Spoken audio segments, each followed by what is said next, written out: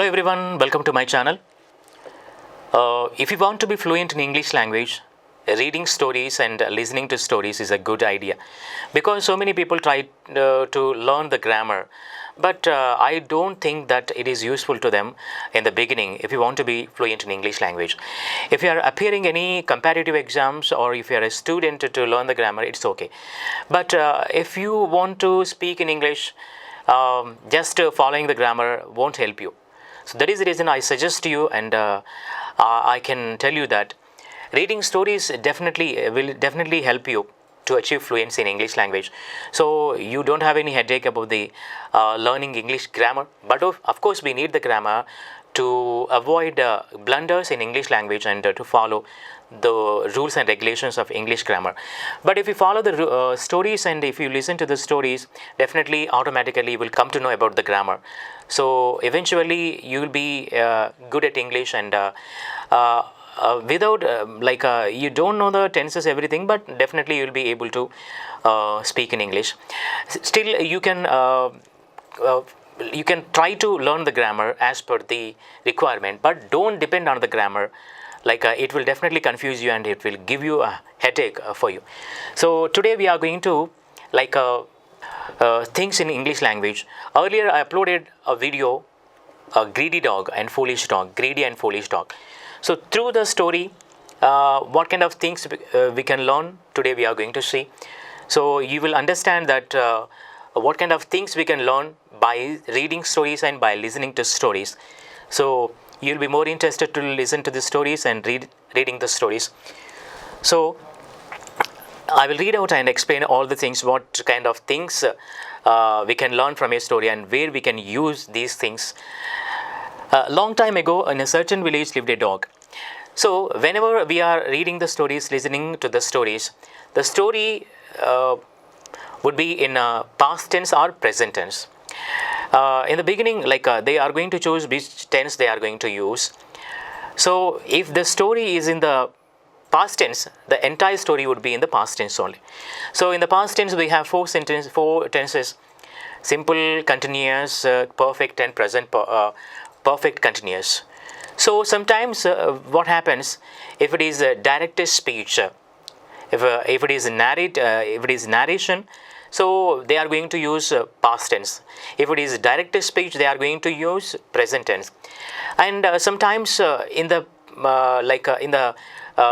narration, we are going to touch the future points, what we are going to do in the future. So in those instances, what we are going to use, so in the present, if the story is in present, so we are going to use a simple future and future continuous. But if the story is told in past tense, so how we are going to change into the that sentence into past, we are going to learn all these things. And at the same time, not only grammar points, we are going to learn the expressions which are very, very important in your speech. Like whenever you are speaking, these kind of things definitely will help you to achieve fluency and to avoid mistakes and to avoid true translation from your mother tongue first language. Right. So a long time ago, in a certain village lived a dog. So this story is in past tense. A long time ago, we know very well, long time ago, chala kalam kritam. In a certain village lived a dog. This is simple past. Lived, living, lives. He was a huge fellow. So he was a huge fellow. Right. If it is present, we are going to say he is a huge fellow. So he was a huge fellow, because this is past tense. Adela undedi, he was a huge fellow. And one more thing, whenever in English language, the animals, we are going to use the gender. Like in our Telugu, we are going to use neutral gender, but in English we are going to use both the genders. మనం కూడా వాటిని జెండర్స్గా పరిగణించి మగవైతే he అని, ఆడవైతే she అని అంటూ ఉంటాం. So it is he was a huge fellow. అతను కుక్క చాలా పెద్దదన్నమాట. హ్యూజ్ ఫెలో అంటే చాలా big. Very proud of himself, తనకి తాను చాలా గర్వం తనంటే. His coat was pure white with black spots all over. తన చర్మం ఎలా ఉండేదంటే ప్యూర్ వైట్. ఇక్కడ చూడండి, his coat was pure white అంటున్నారు. His coat is pure white. If you are going to say in the present, ఇది past కాబట్టి His coat was pure white. And one more thing, we need not to be bothered about all these things, grammar points. Just you need to learn the usage of that sentence, where we can copy and where we can use in our writing and your conversation. Grammar గురించి ఎక్కువగా మాట్లాడితే confusion వచ్చేస్తుంది. కాబట్టి ఆ sentence దాని usage ఏంటి, ఎక్కడ వాడాలో తెలుసుకుంటే it's very useful for you. His coat was pure white with black spots all over, and he kept himself well fed on the scraps that the villagers threw him. So, he was pure white. His coat was pure white with black spots all over, and he kept himself. అంటే తను తాను ఎలా ఉంచుకునేది, well fed, బాగా. అంటే ఇక్కడ తెలుగులో మనం ఏం చెప్పేదంటే అది విలేజర్స్ పడేసిన ఆ ఆహార పదార్థాలను తిని చాలా బాగా ఉంచుకునే, అంటే బాగా తినేది అనమాట. సో ఇక్కడ ఎక్స్ప్రెషన్ వేరుగా ఉంది. అండ్ ఈ kept himself well fed, feeding అంటాం కదా. సో వెల్ ఫెడ్, తను ఎలా ఉంచుకునేది, బాగా తినేది అని అర్థం అనమాట. అండ్ ద స్క్రాప్స్ అంటే మిగిలిపోయిన పదార్థాలు, that the villagers threw him, పడేసినవి. అంటే ఇక్కడ మళ్ళీ simple past. So Spotty lived in a small house just outside the village. Spotty lived in a small house just outside the village. ఎక్కడ ఉండేది, ఒక చిన్న ఇంటిలో ఉండేది, outside the village. Lived, మళ్ళీ ఇది simple past. Every morning he would trot across the wooden bridge that separated his house from the village. ఇక్కడ చూడండి, ఇది యాక్చువల్గా సింపుల్ మనం ప్రజెంట్లో చెప్తే ఇక్కడ సింపుల్ ఫ్యూచర్లో చెప్పేవాళ్ళు. ఇక్కడ సింపుల్ ఫ్యూచర్ కాస్త ఏమవుతుందంటే హీ విల్ అని చెప్పాల్సింది వుడ్ అయిపోతుంది. అంటే విల్కి పాస్ట్ వుడ్. అంటే గతంలో ఒక స్టోరీ గురించి చెప్తున్నాము, ఆ గతానికి భవిష్యత్తు గురించి చెప్తున్నప్పుడు సింపుల్ ఫ్యూచర్ కాస్త మనం ఏం చేస్తామంటే ఆ సింపుల్ ఫ్యూచర్లో ఉన్న మన హెల్పింగ్ వర్బ్స్ని తీసుకొని మారుస్తాం అనమాట. విల్ ఉంటే వుడ్, కెన్ ఉంటే కుడ్. సో ఇక్కడ హీ వుడ్ ఉంది కాబట్టి he would trot across the wooden bridge that separated his house from the village. ఇంకొకటి ట్రాట్ అంటే ఏంటంటే కొంచెం వేగంగా నడవడం. జంతువులు కొంచెం వేగంగా నడుస్తూ ఉంటాయి. వాక్, రన్కి మధ్యలో ట్రాట్ ఉంటుంది. So he would trot across the wooden bridge. అది ప్రతిరోజు కూడా ఏం చేసేదంటే హీ వుడ్ ట్రాట్, వేగంగా నడుచుకుంటూ అది ఆ బ్రిడ్జ్ని క్రాస్ చేసేది. That separated his house from the village which the bridge. అంటే ఆ గ్రామానికి దీని ఇంటికి మధ్యలో ఒక వుడెన్ బ్రిడ్జ్ సపరేట్ చేసేది, అంటే మధ్యలో ఉండేది. దాన్ని దాటి అది వెళ్ళిపోయేది, ఆ విలేజ్లోకి వెళ్ళేది. Then he would go from house to house in search of tasty tidbits. మళ్ళీ వుడ్. ఇక్కడ ప్రజెంట్లో తీసుకుంటే అయితే దెన్ హీ విల్ అంటాము. సో ఇక్కడ ఇది పాస్ట్ టెన్స్లో చెప్తున్నాం కాబట్టి విల్ కాస్త వుడ్ అయిపోయింది. So then he would go from house to house in search of tasty tidbits. రుచికరమైన ఆహార పదార్థాల కోసం అది ఇల్లు తిరిగేది. One day as usual, Spotty left his house bright and early. One day as usual, సాధారణంగానే Spotty left, మళ్ళీ simple past. Right, మనం సింపుల్ గతంలో జరిగిన సంఘటనల గురించి చెప్పాలంటే ఒక సంఘటన జరిగిపోయింది అనుకున్నప్పుడు మనం సింపుల్ పాస్ట్లో కానీ ప్రెజెంట్ పర్ఫెక్ట్లో కానీ చెప్తాం. బట్ స్టోరీ ఇది పాస్ట్లో చెప్తున్నారు కాబట్టి సింపుల్ పాస్ట్ యూజ్ చేస్తారు. Spotty left his house bright and early. Bright and early అంటే ఏంటంటే పొద్దున్నే మనం పొద్దున్నే తెలుగు అంటాం కదా, తెలుగులో పొద్దున్నే, ఇంగ్లీష్లో bright and early. He went to all the usual places. Go, went, gone. మళ్ళీ సింపుల్ పాస్ట్. అది సాధారణంగా వెళ్ళి అన్ని ప్లేసెస్కి వెళ్ళింది. But is luck seem to be out. Seem అంటే అనిపించడం. But is luck seem to be out. దానికి ఆ రోజు అదృష్టం ఉన్నట్టుగా లేదు. There was nothing for him anywhere. అక్కడ ఏమీ లేదు. దెర్ వాజ్ నథింగ్, ఏమీ లేదు. ఫర్ హిమ్ ఎనీవేర్, తన కోసం అక్కడ ఏమీ లేదు, తనకేం దొరకలేదు అని. This is strange. ప్రజెంట్లోకి వచ్చేసారు, ఎందుకంటే దిస్ ఈజ్ డైరెక్ట్ స్పీచ్. అది ఎలా ఉందో డైలాగ్స్ ఇక్కడ చెప్తున్నారు కాబట్టి దిస్ ఈజ్ స్ట్రేంజ్ అది అనుకుంటుంది. హి సెడ్, అది అనుకుంది. There seems to be nothing for me to eat today. There seems to be nothing for me to eat today. ఇక్కడ సీమ్డ్ వచ్చింది ఫస్ట్, ఇక్కడ సీమ్ వచ్చింది. సో ఇంకొకటి ఏంటంటే మనకి ప్రెజెంట్ టెన్స్లో సింపుల్ ప్రెజెంట్లో ఆ సబ్జెక్ట్ థర్డ్ పర్సన్ అయితే మనకి ఎస్ చేరుస్తాం. He comes, he goes, he takes, he lives. అలాగే ఇక్కడ దేర్ సీమ్స్ టు థర్డ్ అంటే ఒక మూడో దాని గురించి చెప్తున్నాం కాబట్టి third person can be anything. It can be living, like living or non living things. కాబట్టి ఇక్కడ non living thing. There seems to be nothing for me to eat today. ఇక్కడ చూస్తుంటే నాకేం ఉన్నట్టుగా అనిపించట్లేదు. There seems to be nothing, ఉన్నట్టుగా ఏమీ అగుపించట్లేదు. I'm beginning to feel very hungry. ఇంకా నాకు ఆకలి దంచేస్తుంది, అంటే ఆకలి అవ్వడం స్టార్ట్ అవుతుంది. I'm beginning to feel very tired. అంటే that is the starting point of that feeling. అంటే మనం ఒక కోపం ఇంకా స్టార్ట్ అయింది అని, బిగినింగ్ టు ఫీల్ యాంగ్రీ, అలా స్టార్ట్ అయింది అనడానికి I'm beginning to feel very hungry అంటూ. I had better go to the butcher shop. Had better అని ఎప్పుడు వాడతారంటే మనకి తెలుగులో మంచిది అంటూ ఉంటాం. నువ్వు వెళ్ళడం మంచిది, నువ్వు ఉండడం మంచిది, నువ్వు మానుకోవడం మంచిది. సో దాన్ని ఇంగ్లీష్లో మనం హ్యాడ్ బెటర్ వాడచ్చు. I had better go to the butcher shop. ఎందుకు, ఇక్కడ ఏం దొరకట్లేదు కాబట్టి అక్కడికి వెళ్ళాలి, అక్కడ వెళితే ఏమైనా దొరకొచ్చేమో, ఎందుకంటే ఆకలి దంచేస్తుంది, స్టార్ట్ అవుతుంది కాబట్టి. But there seem to be nothing there too. అక్కడికి వెళ్ళింది, అక్కడ కూడా దానికి ఏం కనిపించలేదు, ఉన్నట్టు అనిపించలేదు. I shall wait here. నేను ఇక్కడ వెయిట్ చేయాలి. ఐ విల్ వెయిట్ హియర్ అంటే నేను ఇక్కడ వెయిట్ చేస్తాను, వెయిట్ చేస్తే మంచిది. సో ఇక్కడ మనకి ఇంగ్లీష్లో షెల్, విల్ మనకి ఫ్యూచర్ టెన్స్కి సంబంధించినవి. బట్ మనకి ఒక షెల్ ఎక్కువగా స్పోకెన్ ఇంగ్లీష్లోనే వాడుతూ ఉంటాం. గ్రామర్ పరంగా దాని రూల్స్ వేరు. But whenever you are going to find these shall and will, try to observe the usage.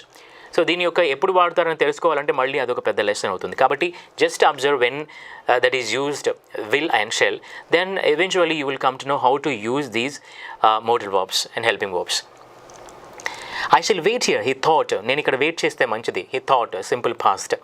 The butcher will take pity on me and throw me a bone, I'm sure. Will take pity అంటే జాలి పడ్డం. The butcher will take pity on మీ, మళ్ళీ ఇది direct sentence కాబట్టి ఇది simple ఫ్యూచర్లో చెబుతోంది. The butcher will take pity on me and throw me a bone. అతను నన్ను చూసి జాలి పడతాడు, ఒక బోన్ విసిరేస్తాడు. ఐఎమ్ షూర్, నాకు గట్టి నమ్మకం ఉంది, నాకు తెలుసు అని. అండ్ ఈ took up his position at the door. Take up టుకప్ అంటే ఒక స్టాండ్ తీసుకోవటం, లేకపోతే ఒక పొజిషన్ తీసుకోవటం, ఆ పని చేయడానికి సిద్ధం అవటం. He took up. Phrasal verbs అంటారు ఇంగ్లీష్లో. These phrasal verbs are very very important. మనకి ఇంగ్లీష్లో మాట్లాడుతున్నప్పుడు మన కాన్వర్సేషన్ చాలా లైటర్ వేలో ఉండడానికి, న్యాచురల్గా ఉండడానికి ఈ ఫ్రేజల్ వర్బ్స్ ఉపయోగపడతాయి. సో ఈ took up is position at the door. అది అక్కడ పొజిషన్ తీసుకుంది. ఎందుకు, వాడు ఒకవేళ విసిరేస్తే దాన్ని తీసుకోవటానికి. He looked so sorry for himself that the butcher's kind heart melted. He looked so sorry for himself అంటే అది దీనంగా మొహం పెట్టింది అని మనం తెలుగులో అనుకోవాలి. He looked so sorry for himself that the butcher's kind heart melted. ఇక్కడ మనం అర్థాలు కాకుండా యూసేజ్ ఏంటని తెలుసుకుంటేనే మనం ఇంగ్లీష్ నేర్చుకోగలుగుతాం. అర్థాలు చేసుకుంటూ వెళ్తే ఏంటంటే మనకి కన్ఫ్యూజన్ వచ్చేస్తుంది. సో ఇక్కడ ఈ సెంటెన్స్ ఏంటంటే అది దీనంగా మొహం పెట్టింది అనడానికి సమానమైన వాక్యం ఏంటంటే he looked so sorry for himself that the butcher's kind heart melted. అప్పుడు ఆ బచర్ యొక్క కొంచెం అతని సున్నితమైన దయగల హృదయం కరిగిపోయింది. మెల్టెడ్. ఇది కూడా simple past. Here little fellow you look like you are very hungry. ఆ బచర్ అంటున్నాడు మళ్ళీ డైరెక్ట్. హియర్ ఇదిగో little fellow you look like you are very hungry. చూస్తుంటే నువ్వు చాలా ఆకలిగా ఉన్నట్టున్నావు. You can use these sentences whenever it is required. You look like అంటే అనిపించడం. You look like very tired today, what happen to you? You look like you are very nervous, is there any problem? So ఇలా మనం నిత్య జీవితంలో కూడా వాడచ్చు. So you look like you are very hungry, take this bone and get away from here. ఈ bone తీసుకో, ఇక్కడి నుంచి వెళ్ళిపో, ఇంకా get away, get lost, get out, get away, ఇక్కడి నుంచి దూరంగా వెళ్ళిపో, గెట్ లాస్ట్ వెళ్ళిపో, గెట్ అవుట్ బయటకు వెళ్ళు, గెట్ ఇన్ లోపలికి రా. సో ఇవన్నీ ఫ్రేజల్ వర్బ్స్. అంటే ఒక మనం దాన్ని మార్చడం ద్వారా దాని అర్థాన్ని మార్చవచ్చు అనమాట. So get in, get out, get lost, get up, ఇలా చాలా మనం ఉంటాయి ఫ్రేజల్ వర్బ్స్. సో ఇక్కడ గెట్ అవే ఏంటంటే దూరంగా వెళ్ళిపో అంటున్నాడు. Spotty grabbed the bone, wagged his tail furiously and ran off. Spotty grabbed అంటే ఒక రకంగా లాక్కోవడం అనమాట. అంటే అక్కడ అది పడకముందే లాక్కుంది, అది grabbed simple past. The bone wagged his tail furiously and ran off. తీసుకొని ఇక ర్యాన్ ఆఫ్ అంటే ఏంటంటే అక్కడ ఉండ్లా, అసలు మాయమైపోయింది అన్నమాట. So ran off, as soon as he got the money ran off, ఇంకా లేడు అక్కడ, వెళ్ళిపోయాడు అని. సో ఇలాంటి సందర్భాల్లో ర్యాన్ ఆఫ్ వాడచ్చు మనం. What a clever fellow I am, అది అనుకుంటుంది. What a clever fellow I am, I tricked the butcher with my sad face. I trick అంటే నేను ఒక ట్రిక్ ప్లే చేశాను, అంటే నా దీనమైన ఫేస్ చేయడం ద్వారా, ఫేస్ అక్కడ పెట్టడం ద్వారా వాడు అది విసిరేశాడు. కాబట్టి ఐ ట్రిక్డ్ నేను అంత దీనంగా ఏం లేను, కానీ అలా దీనంగా ఫేస్ పెట్టాను. ఎందుకు? నా పని కానించుకోవడానికి ఆ ట్రిక్ ప్లే చేశాను. I tricked the butcher with my sad face. Now I can enjoy this juicy bone, I can enjoy this juicy bone, నేను ఇప్పుడు ఇంకా దీన్ని తినొచ్చు. I can drive a car, I can go there, I can speak English fluently. So can ఎప్పుడు వాడతాం? మనకి ఒక ability, మనం కొన్ని మన సామర్థ్యం గురించి కానీ, మనం చేయగలిగే పనుల గురించి కానీ వచ్చినప్పుడు క్యాన్ వాడతాం. So observe can when we're using here. So can, I can enjoy this juicy bone, నేను ఇప్పుడు ఇంకా తినొచ్చు దీన్ని, ఎందుకంటే ఇచ్చాడు కాబట్టి. But I had better get back to my home before some other dog worries me. కానీ మళ్ళీ ఏం చెప్తోందంటే ఐ హ్యాడ్ బెటర్, మళ్ళీ ఇక్కడ మంచిది. I had better get back home, నేను ఇంటికి తిరిగి వెళ్ళిపోవడం మంచిది. గెట్ బ్యాక్ అంటే ఏంటి? ఇక్కడ గెట్ బ్యాక్ టు హోమ్, నేను ఇంటికి తిరిగి వెళ్ళిపోవడం మంచిది. గెట్ బ్యాక్ అనేది మనం ఇంకా కొన్ని సందర్భాల్లో ఎలా వాడతామంటే, if a student asks any question, the teacher is going to say I will get back to you, give me some time, నేను మళ్ళీ నీ దగ్గరకు వస్తాను అన్నమాట. సో ఇక్కడ ఏంటి? ఇంటికి తిరిగి వెళ్ళిపోయింది గెట్ బ్యాక్ అంటే. So but I had better get back to home before some other dog worries me, నేను ఇంటికి తిరిగి వెళ్ళిపోవడం మంచిది ఏదైనా కుక్క చూసి నన్ను ఇబ్బంది పెట్టే కన్నా ముందు. ఇక్కడ ఈ సెంటెన్స్ చూడండి, సమ్ అదర్ డాగ్ వరీస్ మీ, ఇక్కడ worries.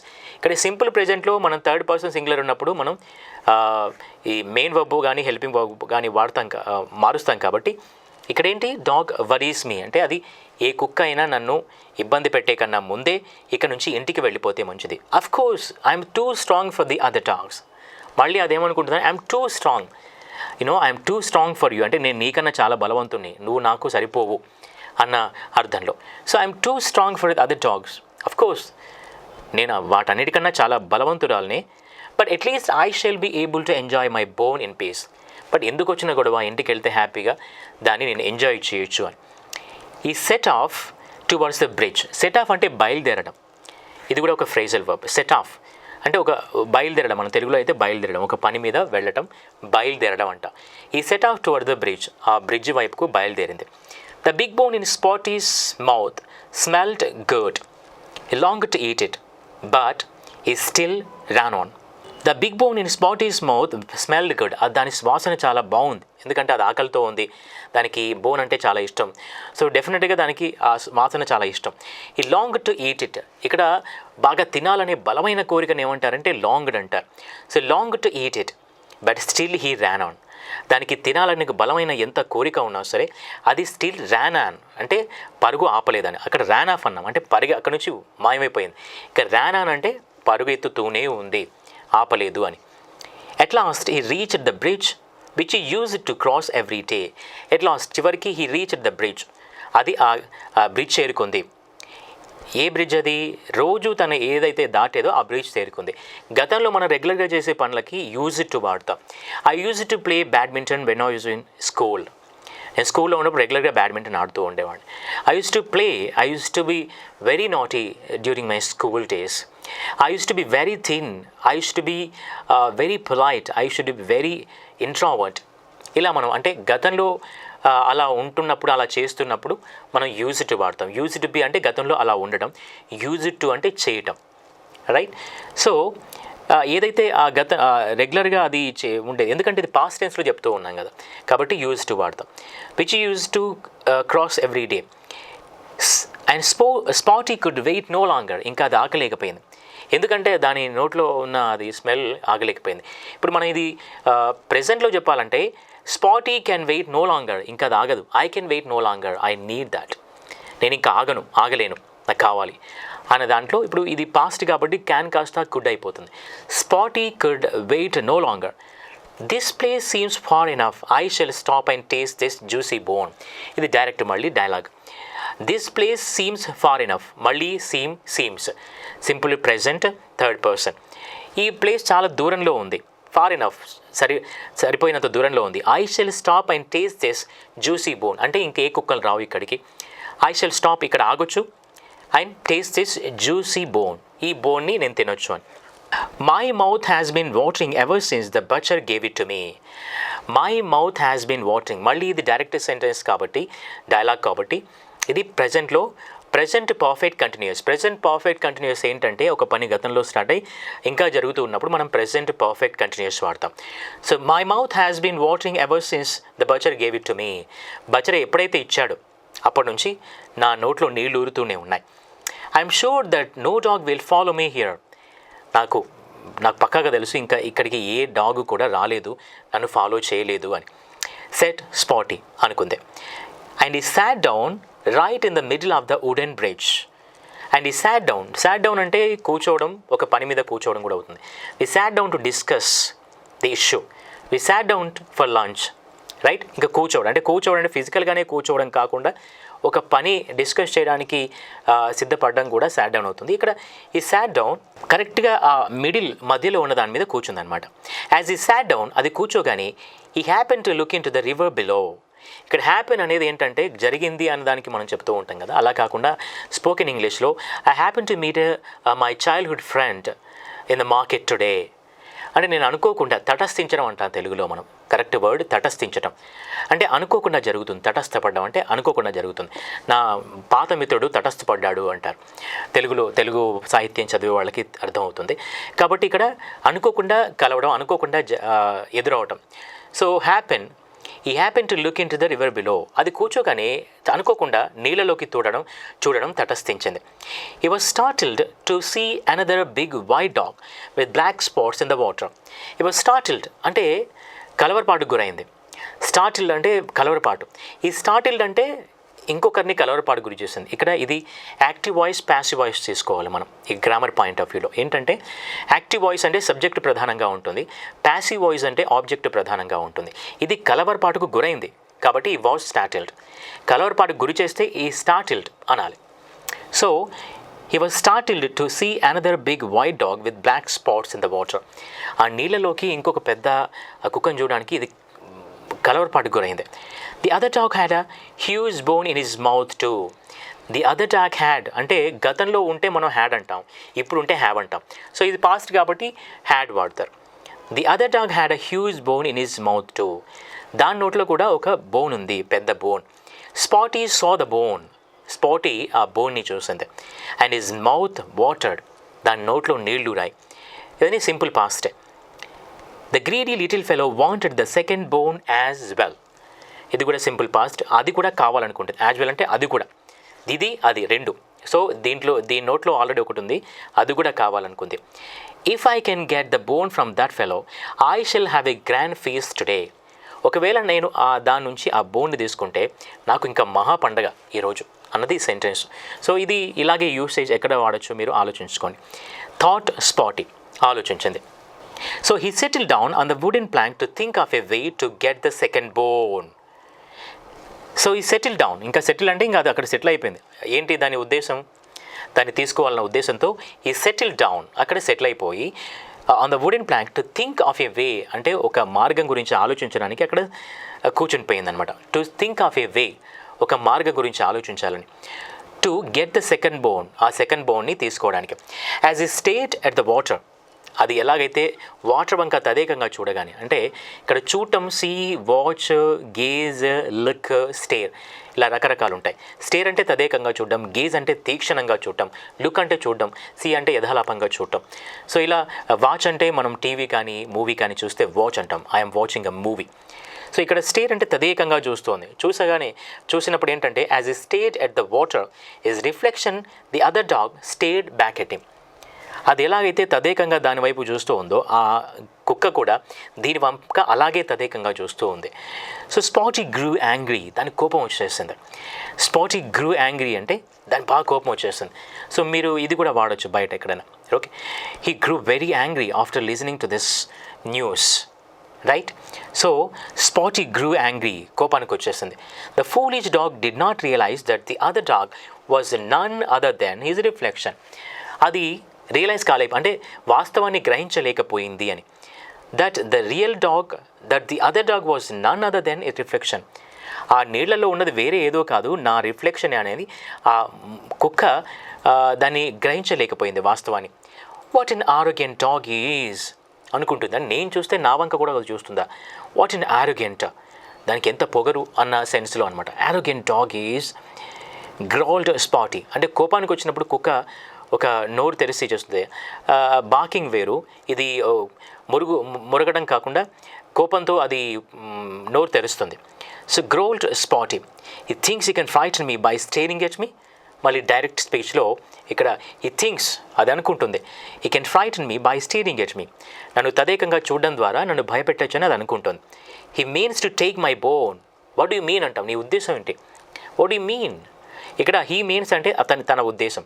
He means to take my bone, తన ఉద్దేశం ఏంటంటే నా బోన్ని తీసుకోవాలి తన ఉద్దేశం. So that he might have a feast, తీసుకుంటే అది పండగ చేసుకోవచ్చు.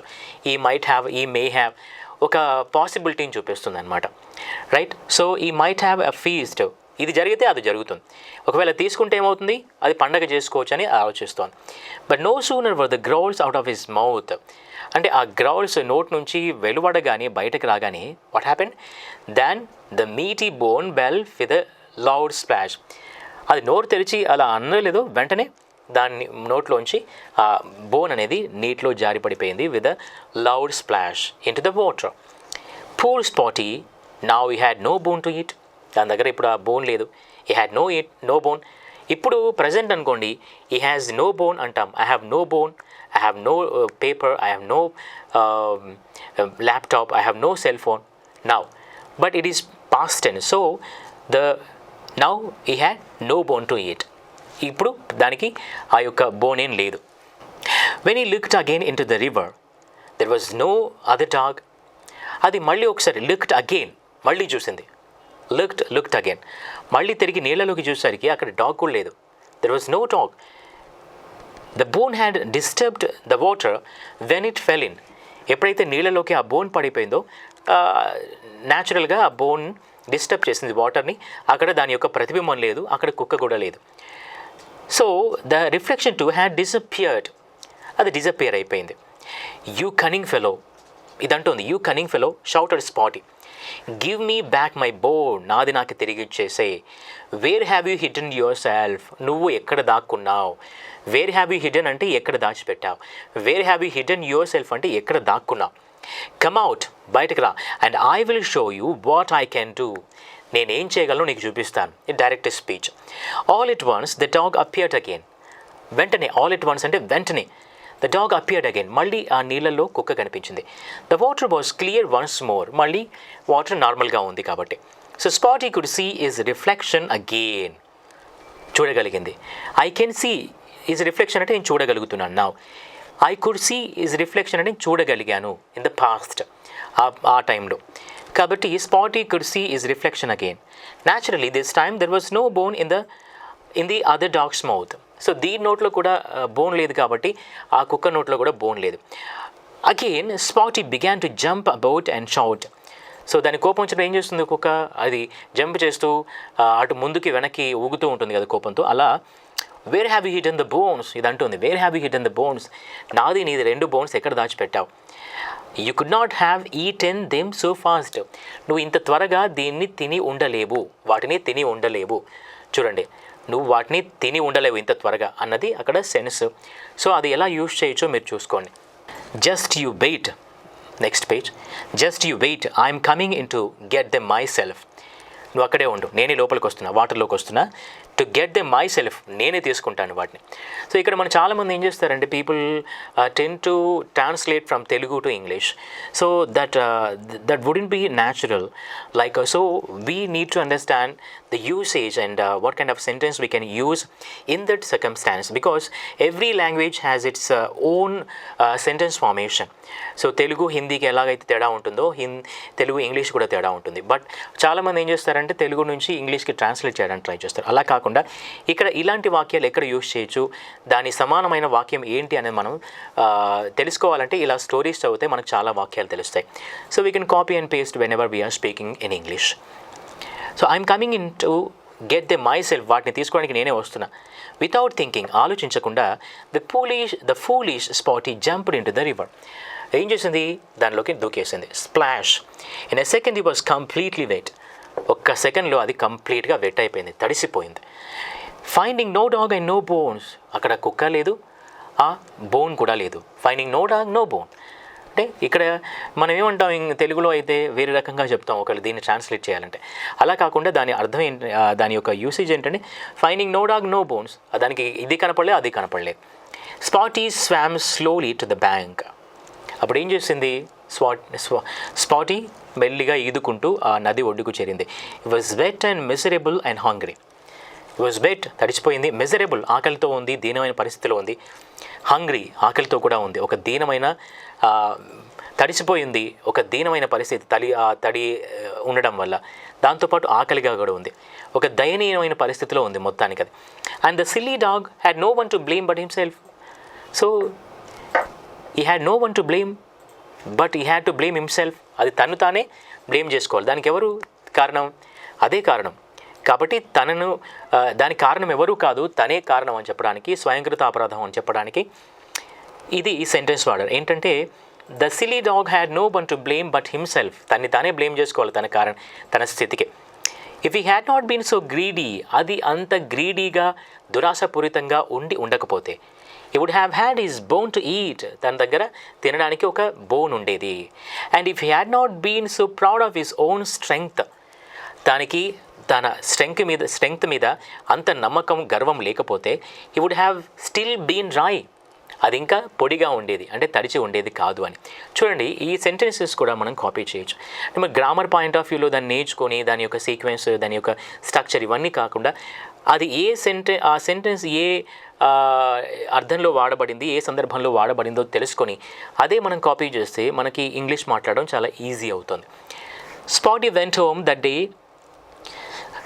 sad but much wiser dog. ఇంకా ఆ రోజు ఇంటికి వెళ్ళిపోయింది అది, సాడ్గా బట్ మచ్ వైజర్. ఇంకెప్పుడు కూడా ఆ నది దగ్గర ఆగకూడదు, ఆగినా కూడా ఆ కుక్కతో పెట్టుకోకూడదన్న గుణపాఠం నేర్చుకొని వెళ్ళిపోయింది. చూసారుగా, మనకి ఇంగ్లీష్ స్టోరీస్ చదవటం వల్ల ఇన్ని విషయాలు తెలుస్తాయి. అంటే టెన్సెస్ ఆటోమేటిక్గా తెలుస్తాయి. టెన్సెస్ మనం కొంచెం చదువుకుంటే చాలు.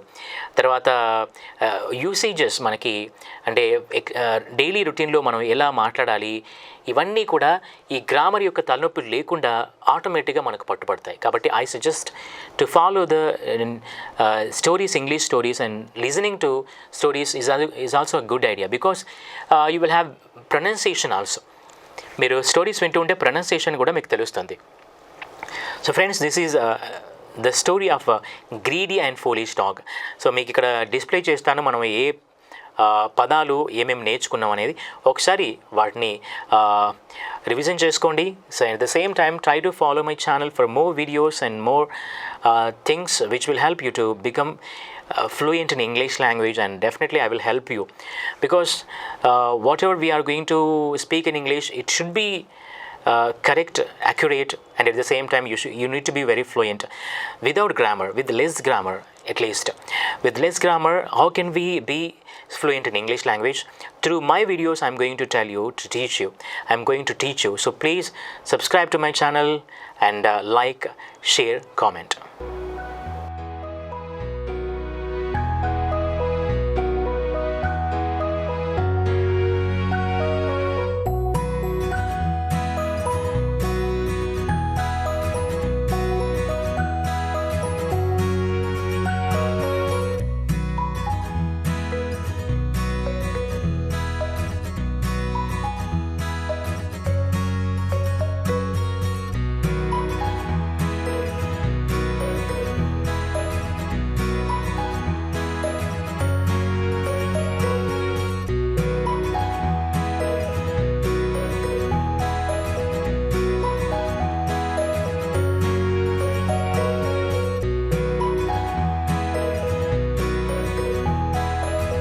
If you want to be fluent in English, listening to audio stories is a good idea. Please subscribe to this channel for more stories, simple grammar related videos, and for so many things which will help you to achieve fluency and accuracy in English language.